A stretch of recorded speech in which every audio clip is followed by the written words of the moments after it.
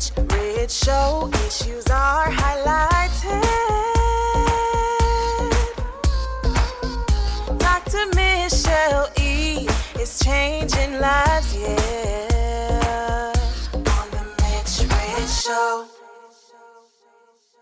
Hello and welcome to the Mitri Show. I am Dr. Michelle E., your host. Let's talk about mental health, specifically as it relates to our children, those going into the adolescent stage of their lives. Mental health includes our emotional, psychological, and social well being and affects how we feel, think, or act. Adolescence, those critical years, age 10 to 19, is a time for young people to have a healthy start in life. However, there are some who struggle with depression, anxiety, trauma related issues, eating disorders, and other self destructing behaviors. According to a World Health Organization data, mental health conditions account for 16% of the global burden of disease and injury in people aged 10 to 19 years.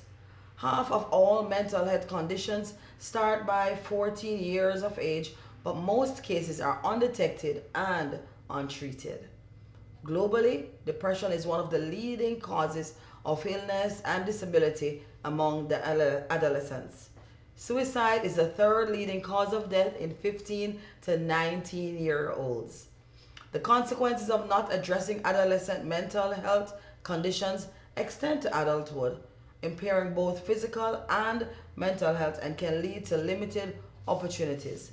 So it is important to understand that mental health issues are common, know the warning signs, and seek help. Today's guests will give us some insights into understanding and identifying mental health issues in adolescence and where you can find help and resources. Georgia A. Bryce, licensed marriage and family therapist and certified professional life coach, will be our first guest today, and she is a founder and director according to Pattern. On the Rich Show.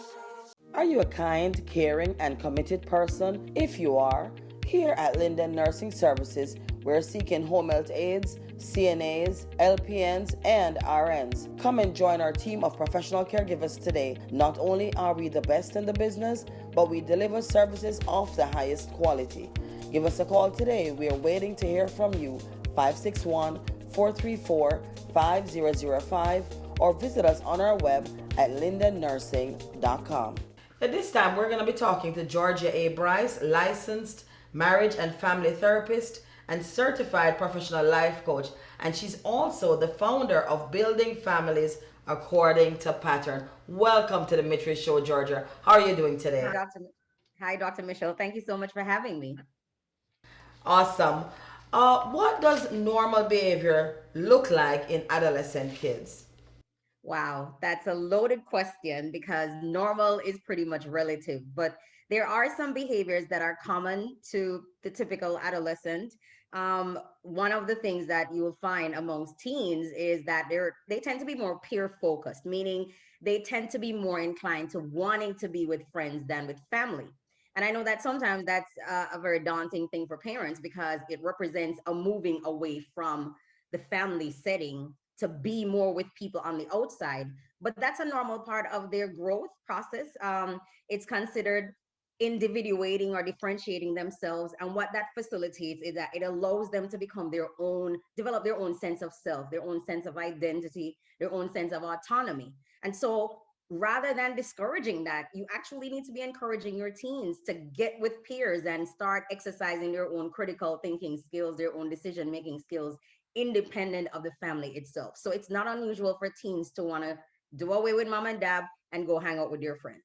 So that's one thing that's common. I think another thing that's worthwhile noting is that teens tend to have mood swings during that age. And we attribute a lot of that to hormonal changes. They're growing up, they're developing, they're evolving. So Sometimes there may be moments when they tend to want to isolate. They're probably not as talkative. They don't want to engage the family as much. That's a part of the process of their own evolution as well.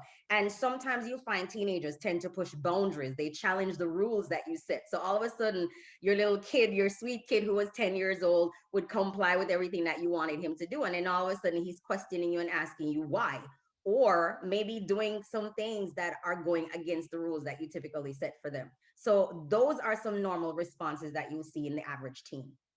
On the adverse side of that, what does abnormal behavior looks like? And that's also relative, but you have to know your child. So for example, a lot of teens, maybe their personality is of such that they're not necessarily as engaging with other people, so they may have the tendency of wanting to be by themselves a lot. They may want to isolate more than go hang out with friends, and that could be a normal thing. But if you notice that your child who's always been active and outgoing and engaging of other people wanting to isolate more, they may be locking themselves away in a room, not wanting to talk to friends, not wanting to play, not wanting to do their usual thing, and this behavior is persisting, there may be sadness that's there, there may be depression, anxiety. Those things are things that you want to start paying attention to, because it may be indicative that there may be mental health concerns at work. And as we know statistically, most teens start developing mental health issues at the age of 14. So you want to be paying close attention to that. And now, of course, the pushing of boundaries is a normal part of the process, maybe breaking rules every now and again.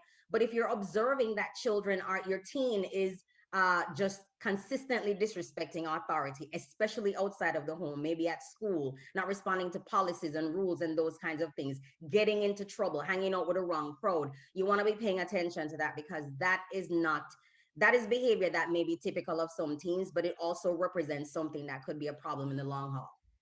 Oh, thank you so much, Georgia, for being with us today. And how could we find you? How can they reach out to you as a therapist? For the family that's going through changes. Absolutely. So one of my specialty is children and family. I do provide service to children ages 13 through 18. The name of my practice, Building Families According to Pattern. It's located in Hollywood, Florida. I can be reached at 786-471-8312. Alternately, if you Google me, you're going to come across my information. You go on the Psychology Today platform. I am there. I'm also on Facebook as Building Families According to Pattern. Thank you so much, Georgia. It was a pleasure to have you here on the Mitch Rich Show talking about mental health and how it affects our kids. Thank you so much. On the Mitch Rich Show.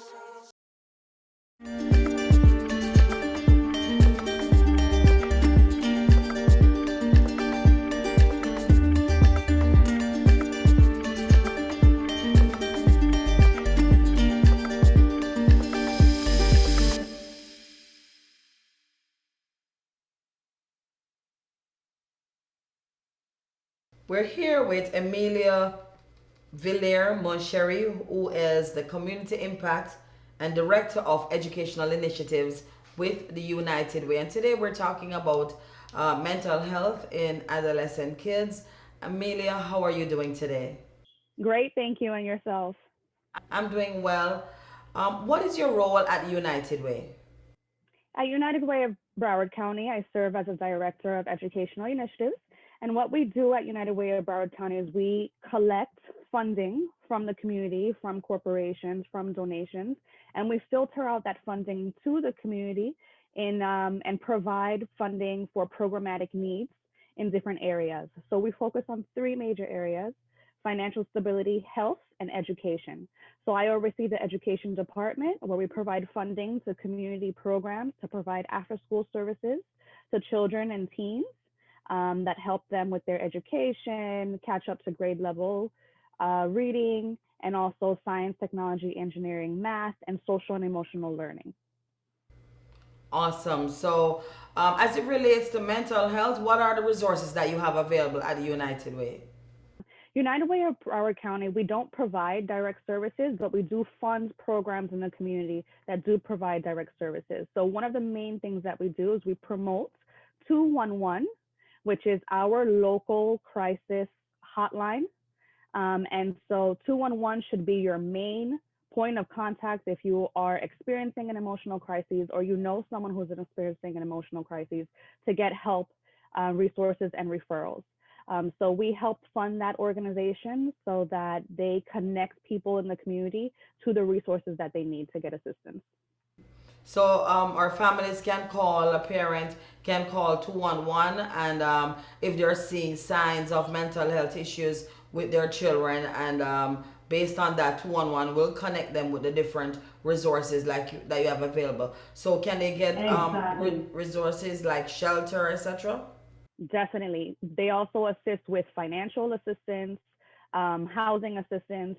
If it's not, I always say my tagline is if it's not a 911 call, it's a 211 call. So if it's not an absolute emergency, life or death right there on the spot, you can call 211 for any issue that you're experiencing and get help.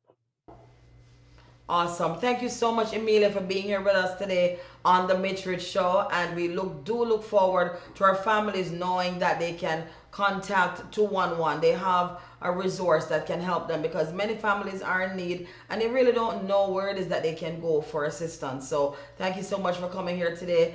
And as always, it's always good to connect and collaborate with the United Way of Broward County. Thank you so much. Thank you for spreading the good news and spreading the resources and referrals that we have available in the community.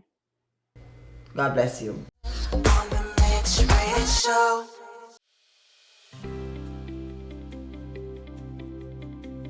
Welcome to Top Physical Therapy.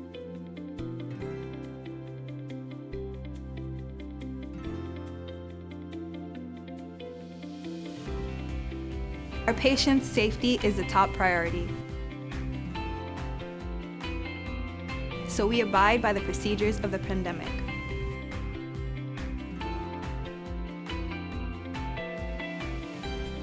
Here we provide occupational physical therapy and any trauma you face due to car accidents or any other physical issues. Come to Top Physical Therapy to receive treatment that is long overdue. We're located at 6730 North University Drive, Tamarack, Florida 33321, southeast corner of University and McNabb. Call today at 954-722-2212 to schedule your appointment. We've got you covered. Welcome back to the Mitri Show, and we have with us to give her testimony and all her journey with mental health issues. We have with us Heather Palacio, who is on staff at the Church by the Glades, and she is the founder of Wonderful. Heather, how are you doing this afternoon? I'm doing good. You look good too. Thank you. So do you. Tell us about your journey with mental health. It's a little unorthodox because it started when I was 8 years old in Bowling Green, Ohio. So that was 1981. And that was before there was any kind of movement, organizations, non-for-profits, agendas. Uh, and at the age of 8, I wrote a suicide letter and mailed it to my grandparents. And that marked the beginning of a lifelong journey of, should I live or should I take my life into my own hands and die? And I'm 46, still here, but it's not been easy. Do you still have that feeling of attempting suicide? I do. I have asked God for decades to give me a normal brain. I'm like, God, come through. Because, man, I know you can do it. I know I could just bust into a praise break if you would just give me a more normal brain. And I know that God can answer that prayer. But I also know that God is God and He has a reason why He hasn't. And so I try to be a good steward with my weakness until He restores it. And I take medicine, and I see a therapist. I'm under psychiatric care and I'm under psychological care. And I am very close to my church and my pastor and my husband. And I take it 1 hour at a time, Michelle. Somebody out there someday at some point said the axiom, one day at a time. I'll tell you what, clearly they weren't crazy, because if you have a mind like mine, one day at a time can be too much. So I take it 1 hour at a time. Awesome. You have kids, you're a mom. How does that affect you and your relationship with your kids, knowing that at age 8 you had those feelings of suicide? Great question. I do have kids. My husband and I have an 18-year-old and a 16-year-old. And there's two answers to that. The first answer is I will not speak this over my kids. Mm. I will not entertain the worry that because I have this, they could have this. That's God's property. Those are God's kids. And God will have his way with my boys. So I'm not going to predict anything because I didn't create them. God did. Mm. Secondly, is there has been seasons in their life where they have been able to handle a little bit more of my story. I've never released it too soon, lest I put a burden on them that they were never intended to carry. They are the child. I am the parent. And so I have, with my husband, asked God repeatedly and passionately and fervently to give us the wisdom to release to them the things they need to know when they need to know it. Wow. As we close, what would you say to a parent who has a child, knowing what you were going through in your mind at 8 years old, that have an 8 year old or an adolescent child right now that have different a kind of behavioral issues that they see something is wrong? What would be your advice to them as we close, Heather? Great question. Last week alone, I was dealing with two 13-year-olds that attempted suicide. So it still happens at a young age. And the first thing I would do is, first of all, the moms and the dads need to believe their child. Don't don't try to um, get into a strategic, neurological, intellectual conversation. If they come to you because they're sad, they're upset, they want to die, believe them, love them, and get them help. Get them help. Thank you so much, Heather. The stigma that's attached to getting help is what I think we need to get over. Last but not least, the stigma. Yes, stigma. Well, yeah, there is a stigma out there, and I just don't receive it. I don't have time to talk people into what's wrong with me when I'm fighting for my life. So I have taken the posture of if you all have a stigma with me, that's your beef. Get some help for that. I don't have a stigma with me. My mind is broken, and I'm doing the best I can every day to walk with it with God. And so I just won't. I just don't receive it. I don't receive the stigma into my spirit, into my mind, into my heart. Um, I don't have time for that. Awesome. Well, thank you so much, Heather, for being on the Matrix Show today. And we'll definitely take this and pray that there's someone out there that will glean something from what you've said today, based on your journey with the issues that you faced. And as you say, take it 1 hour at a time. Thank you so much, and God bless you. On the Matrix Show.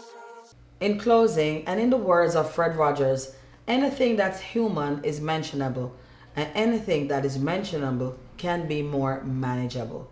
When we can talk about our feelings, they become less overwhelming, less upsetting, and less scary. Mental health is important for everyone. You know that if you're facing a mental health challenge, you're not alone. Thank you for joining us today on The Matrix Show, where we continue to highlight issues and change lives. Remember, visit us on all our social media platforms. Like us on Facebook, follow us on Instagram and Twitter. On Instagram, we are GetvisionedTV. If you'd like to be a part of our show, feel free to contact us by email at getvisionedtv@gmail.com. Have a blessed one.